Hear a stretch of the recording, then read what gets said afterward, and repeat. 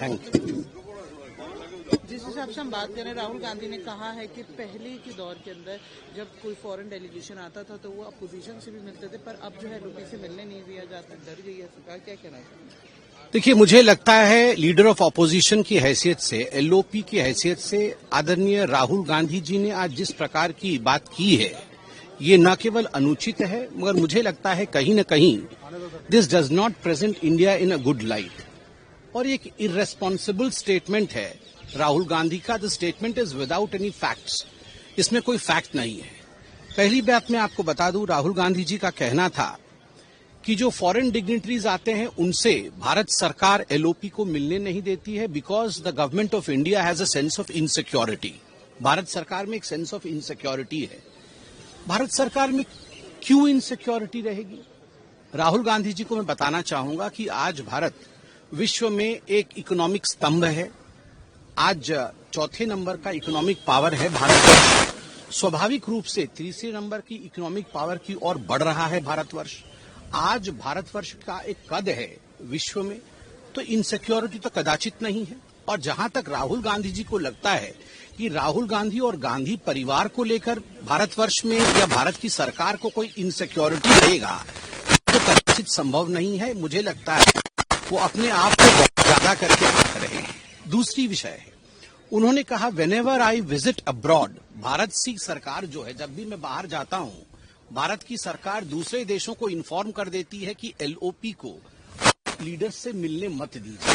आपको क्या लगता है, हमारे देश को इस प्रकार से आंकना, हमारे देश के विषय में इस प्रकार से बात करना, वह भी जब विदेशी मेहमान, जब पुतिन जी आके पहुंचने वाले हैं, कहीं न कहीं देश के विषय में ऐसा कहना उचित नहीं है। और राहुल गांधी विदेश जाते हैं तो कहां छोड़ते हैं, जो मन में आता है देश के विषय में अनर्गल बोलते हैं, मल्टीपल प्लेटफॉर्म्स में बोल के आते हैं।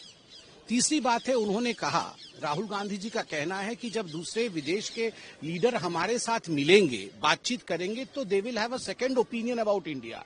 एक दूसरा पर्सपेक्टिव भी वो भारतवर्ष का जान पाएंगे। कौन सा पर्सपेक्टिव? जिस पर्सपेक्टिव को लेकर वो विदेश में बोलते हैं कि भारत का जो इकोनॉमी है वो डेड इकोनॉमी है, भारत में कोई डेवलपमेंट नहीं हो रहा है, भारत में सरकार की बात राहुल गांधी जी ने कही है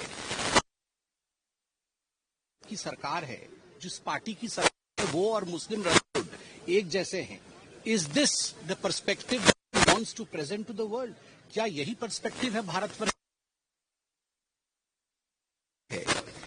एक बात स्पष्ट रूप से सभी को यह जानना महत्वपूर्ण है, सभी के लिए, कि जब कोई विदेशी डेलीगेट हिंदुस्तान आता है तो ये एमईए का दायित्व है कि सरकारी अधिकारी और सरकार के साथ उनकी मीटिंग कराए, और जहां तक दूसरे अधिकारियों के साथ या दूसरे व्यक्तियों के साथ मुलाकात का विषय है, उनके साथ कर्टेसी विजिट का विषय है, वह जो डेलीगेशन विदेश से आती है वो तय करती है कि हम किससे किससे मिलेंगे। उसको फैसिलिटेट एमईए करती है, मगर तय वो करते हैं। हम उसमें नहीं घुस सकते, हम अर्थात सरकार उसमें नहीं घुस सकता कि किसके साथ वो मिलना चाहते हैं। मगर फिर भी to keep the record straight, विगत जब से राहुल गांधी एलओपी बने हैं, अर्थात 9 जून 2024 से अभी तक राहुल गांधी एलओपी के रूप में भारतवर्ष में किन किन से मिले हैं, मैं बताना चाहूंगा। Former prime minister of Bangladesh Sheikh Hasina ji, उनसे 10 जून 2024 को राहुल गांधी जी की मुलाकात हुई थी।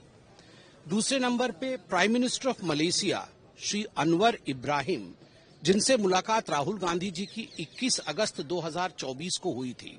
तीसरा, prime minister of Mauritius Shri Navin Chandra Ramgoolam, जिनसे मुलाकात 16 सितंबर 2025 को राहुल गांधी की हुई थी। और चौथा, prime minister of New Zealand Shri Christopher Luxon, जिनसे मुलाकात 8 मार्च 2025 को राहुल गांधी जी का बतौर एलओपी हुआ था।